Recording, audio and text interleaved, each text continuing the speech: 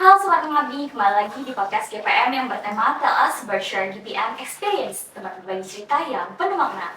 Kenalin, nama aku Antara Ramadhani Azulfa, aku yang bakal nemenin kalian di podcast kali ini. Oke, kita kedatangan dua narasumber cantik kita. Bersama kakak siapa nih? Halo semuanya, kenalin nama aku Mutiara dan sebelumnya aku diamanahkan menjadi kadit divisi pendidikan. Halo semuanya, perkenalkan nama aku Amel. Sebelumnya aku diamanahkan menjadi sekretaris divisi media hukum pada periode 2025. Oke, Kak Amel dan Kak Muti, gimana nih kabarnya sekarang? Ini kan lagi sibuk-sibuknya kuliah ya Kak? Sibuk banget sih, kalau aku sekarang kebetulan lagi ngurus magang sama sibuk laporan. Aku sendiri ngurus sidang karena bulan ini aku bakal ngejalani sidang dan itu buat aku ngejar-ngejar waktu untuk fokus ke sidang aja sih. Oke, Kak Amel dan Kak Muti, makasih ya udah nyempetin ngeluangin waktu buat kita cerita bareng kali ini. Oke, daripada makin penasaran, lanjut aja ke pertanyaan. Pertama-tama untuk Kak Amel dulu ya Kak. Jadi pertanyaannya, dulu waktu kakak masih jadi Sekdiv Medinfo, kakak tuh mungkin termasuk orang yang ikut nyiapin kegiatan kayak gini nih. Sekarang malah justru ada di posisi narasumber yang ditanya-tanya, gimana sih kakak tuh melihat peran yang terbalik kayak gitu? Alhamdulillah, bersyukur ya karena aku diberi kesempatan untuk menjadi narasumber pada podcast kali ini dan itu membuat aku merasa bangga bisa memberikan pengalaman terus cerita-cerita aku saat aku menjadi anggota maupun aku menjadi pengurus pada periode kemarin. Dan perubahannya itu ya merasa kayak aku bisa survive buat aku proses dari aku jadi panitia seperti kalian sekarang dan terus aku bisa menjadi narasumber sekarang itu alhamdulillah bangga banget ibunya. Seru banget ya di perjalanan yang panjang itu akhirnya bisa berbagi cerita ke banyak orang. Untuk Kak Muti nih, kalau Kak Muti sendiri boleh ceritain nggak kenapa awal mula tuh kakak tuh tertarik untuk memilih divisi pendidikan? Kalau aku sebelumnya memang ada keinginan besar untuk mengajarkan, cuman karena tidak berada di bidang itu, jadi aku mencari-cari nih media menyampaikan ilmu aku, di mana aku bisa sharing itu di mana di GPM. Dan menurut aku divisi yang paling sesuai sama passion aku untuk ngajar ya di divisi pendidikan, karena disitu kita emang fokusnya ngajar, kita emang ngebentuk kelas, terus merancang sistem pengajaran dan dibanding divisi lain juga menurut aku pendidikan yang emang paling sesuai sama passion aku. Banyak ya keinginan sendiri ya Kak? Emang keinginan sendiri dan pilihan pertama itu pendidikan, nggak ada pilihan kedua, cuma pilihan satu pilihan. Oke, untuk Kak Amel, ngomongin soal Medinfo tadi yang kerjanya di balik layar ya Kak. Pernah nggak sih Kak ada momen ketika kerja keras tim itu nggak terlihat orang lain? Terus gimana Kakak memaknai peran tersebut? Tentu pernah ya karena mungkin kelihatannya itu pekerjaan Medinfo itu banyak tapi kelihatannya sederhana. Kayak misalnya kita ngedit pamflet, kayak ngedit poster gitu kan, itu nggak kelihatan ya. Tapi proses di balik itu ada kita ngerasain yang namanya revisi, terus kita mengkoordinasi ke panitia-panitia lain, itu tuh mungkin cukup panjang prosesnya dan itu nggak mudah. Terus buat aku ngemaknain Medinfo itu sebagai kayak bentuk pengabdian dan tanggung jawab yang nggak selalu butuh pengakuan tapi memberikan dampak nyata bagi organisasi dan masyarakat dan untuk adik-adik yang kita ajar gitu aja sih. Waduh, keren banget nih, Kak. Kadang emang cerita yang nggak terlihat itu lebih Iya, banyak benar. menyimpan prosesnya gitu ya. Oke. Untuk kamu Ti ya, kalau misalnya kakak dikasih kesempatan nih untuk mengulang masa kepengurusan, ada nggak sih hal yang pengen kakak tuh lakuin dengan cara yang lebih berbeda? Mungkin dari pendekatan ke adik-adik sih, karena sebelumnya kan banyak ngajarnya tuh cukup cukup formal kan. Aku pengen lebih bonding lagi sama adik-adiknya, sama mungkin lebih fleksibel, bisa dicampur sama games. Jadi menurut aku di pengajaran itu di pendekatan ke adik-adik. Oh, biar lebih dekat gitu ya kak sama adik. Oke, untuk Kak Amel, dari semua perjalanan kakak di GPM, ada nggak pencapaian kecil yang mungkin orang lain tuh nggak tahu, tapi justru paling berarti banget buat kakak? Apa ya, sebenarnya banyak, tapi ada momen ketika kayak ingat nggak yang proker GPM yang setelah lulus makrab ya, itu kan makrab itu kan kita nampilin video-video yang kayak dari rekapan dari awal proker sampai akhir itu kan yang editnya itu aku, dan terus aku tuh ngerasa kayak bangga karena di situ aku melihat yang anggota-anggota maupun pengurus yang nonton itu sedih karena mereka melihat perjalanan momen-momen dari awal sampai akhir, dan itu aku sangat-sangat bangga, dan itu menurut aku pengalaman yang berarti bagi aku, bisa membuat mereka terkesan dan ya bangga aja. Jadi ngeliat video proses-prosesnya Iya, ya, itu Kak? juga Kayak itu jauh gitu. yang rekap dari aku nyari video-video, terus aku menelusuri link-link dari awal proper itu pusing sih, tapi nggak apa-apa karena aku seneng melihat mereka yang ya sesuai ekspektasi aku sih, itu aja. Kalau Kak Muti, kan kita ini sering ya ngerasa datang ke desa tuh untuk acara anak-anak. Tapi setelah semua proses itu, menurut Kakak siapa sih yang lebih banyak belajar, anak-anak atau justru diri Kakak sendiri nih? Malah menurut aku yang paling banyak belajar sepertinya aku sih. Aku dan teman-teman pengajar ya, karena kalau misalnya kita ngajarin anak-anak, kita tuh pasti bakal melihat mereka itu sangat genuine, sangat pure, dan kebahagiaan mereka itu sangat sederhana. Beda sama kita yang udah di usia 20 tahun kan mengajar ini. Jadi dari mereka tuh belajar, oh ternyata kebahagiaan itu sangat sederhana, nggak harus kita fokus ke nilai dan lain-lain. Kalau kita tuh bisa aja fokus ke hal-hal yang positif, kita sekedar kita bisa memberikan, minjemin pensil nih ke teman satu sama lain itu kayak bahagia. Jadi itu yang aku pelajari. Sama untuk selalu tulus ke orang sekitar, karena mereka kita tuh sangat tulus, kayak memandang itu kayak wah kakak ini keren. Jadi kalau kita kan melihat orang tuh terkadang melihat dia ini siapa gitu. Jadi itu yang banyak aku pelajarin sama anak-anak. Oke, emang anak kecil lucu, terus mereka tuh tulus ke kita gitu, jadi kita suka. Oke, untuk pertanyaan dari Kak Amel, menurut kakak apa pesan buat teman-teman yang sekarang lagi di posisi seperti kakak dulu, yang mungkin sedang sibuk nih kerja di balik layar?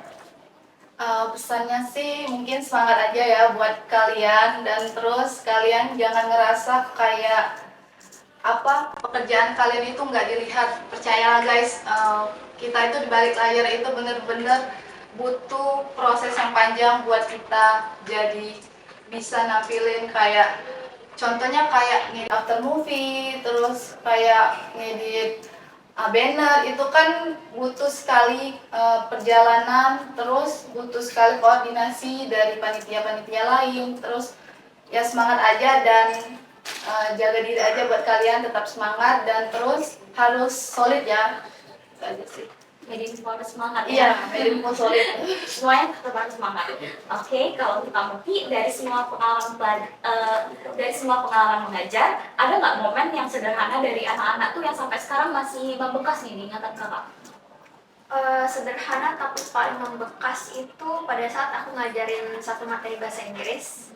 Jadi di materinya itu pertanyaannya apa hal yang paling kamu takutin kan?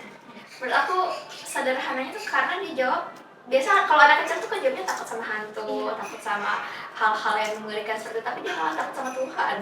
Dia jawabnya takut sama Tuhan, aku jadi kayak aku mengajak pada diriku sendiri.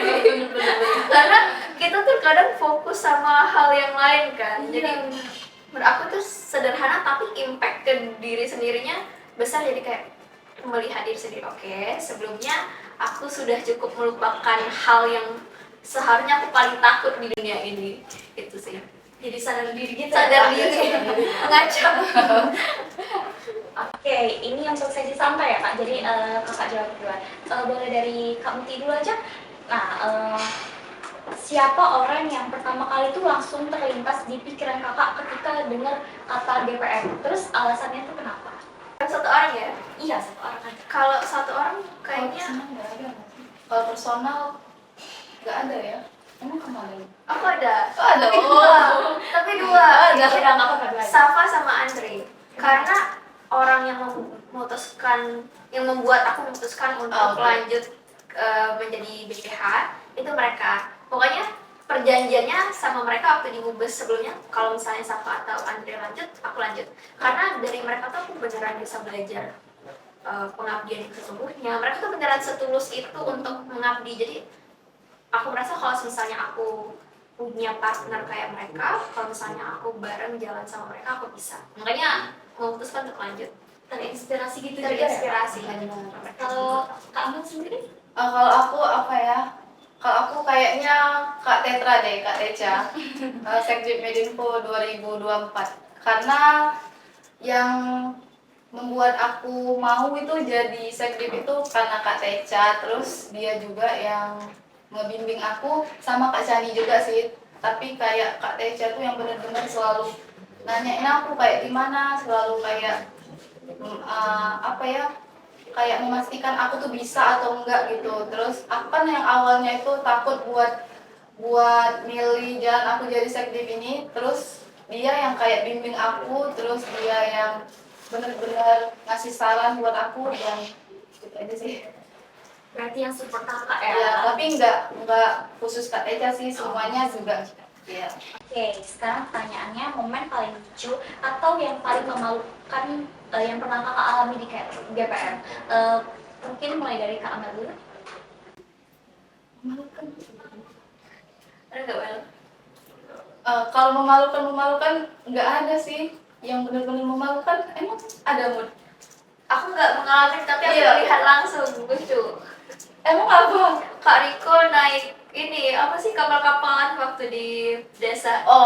Itu lucu. Okay. Terus waktu 17 Agustus itu kan anak-anak tuh pada makan kerupuk kan, itu kayak pada lucu karena mereka tuh sambil berpegangan dan kayak dibantuin, ayo semangat itu lucu.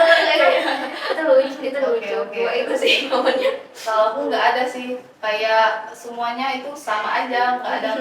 Ya bener sih kata Putih, paling ngelihat momen lucu pernah ya. Tapi nggak pernah jalan sendiri Iya, nggak gitu pernah ya? sih. Kalau kakak harus memilih nih, kembali jadi anggota baru atau kembali ke masa jadi anggota pengurus, kakak pilih yang mana dan terus kenapa nih alasannya? Harus Kalau pilih. iya, pertanyaan ya, Bang. Iya. Kalau harus memilih, kayaknya jadi anggota baru sih. Karena kalau misalnya kita udah terjun ke pengurusan, kita bakal lebih fokus untuk merancang programnya seperti apa. Kita tuh bakal lebih mikir, nah nanti sistematikanya, rundown-nya, panitianya siapa-siapa ya. Sedangkan kalau misalnya kita menjadi anggota baru, kita tuh beneran fokus sama pengabdiannya. Jadi di tahun pertama itu beneran kayak, wah ternyata gini ya feelingnya membantu orang lain gitu sih. Agak lebih pusing ya kak kalau pengurus. Iya, dan fokusnya kita akan cukup berbeda dibanding tahun pertama kita menjadi anggota, karena ada tanggung jawab. Kalau aku sih lebih ke jadi pengurus ya. Karena aku merasa kalau jadi pengurus itu kayak ada kewajiban, terus itu tuh ngebuat kami sebagai BPH tuh sering kayak ketemu, terus sering rapat, itu kan berarti harus ikut. Jadi kayak itu tuh ngebuat jadi ngejalin apa silaturahmi itu yang terus menerus, dan terus itu kan nggak flat kayak menurut aku. Kalau jadi anggota ya menurut aku ya kayak flat aja, kayak sosialisasinya tuh sama orang-orang tuh kayak nggak wajib, mungkin bisa aja kan. Kita nggak harus milih kan. Kalau misalnya kita jadi pengurus kan kita tuh harus banget ekstrovert mungkin. Iya kan? Tapi kalau kita jadi anggota itu bisa aja kayak nggak jadi diri sendiri, jadi diri sendiri bisa aja mungkin. Ya pengurus sih menurut aku Emang ada iya, ada alasan porsinya tersendiri ya? masing-masing sendiri sih. Oke, 3 kata spontan yang muncul di kepala kakak saat mendengar kata GPM. Dimulai dari Kak Putih dulu. Kalau aku kekeluargaan, pengabdian, dan ketulusan sih. Kalau aku kesolidaritasan, terus kebersamaan dan momen. Oke. Yang terakhir nih kak, 1 kata untuk GPM dan 1 kata untuk teman-teman, serta 1 kata untuk diri kakak sendiri yang lagi setelah berproses di GPM. Dimulai dari kamu sih. Kalau untuk GPM berproses, kalau untuk teman-teman semangat, dan kalau untuk diri aku sendiri membasuh. Kalau untuk GPM itu sukses, dan kalau untuk teman-teman itu berkembang, dan kalau untuk diri aku sendiri itu evaluasi. Oke. Gak kerasa ya obrolan kita udah di penghujung podcast. Makasih banyak udah dengerin cerita kita kali ini. Semoga cerita hari ini bisa menjadi inspirasi dan semangat buat teman-teman semuanya. Oke, by the way, GPM ada tagline yang baru. Nanti kakak ikutin Andra ya.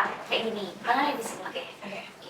GPM 2026 menebar aksi setulus hati, menebar aksi setulus hati dari Polsri untuk negeri. Oke, boleh ulang? Boleh. 1, 2, 3. GPM 2026 menebar aksi setulus hati, menebar aksi setulus hati dari Polsri untuk negeri. Terima kasih ya teman-teman udah nemenin podcast kali ini. Makasih juga Kak Amel dan Kak Muti udah berbagi cerita serta pengalaman yang menarik. Semoga yang kalian dengar bisa bermanfaat serta menginspirasi kalian semua. Saya Anna Ramadhani Yusufa, pamit undur diri. Sampai jumpa teman-teman.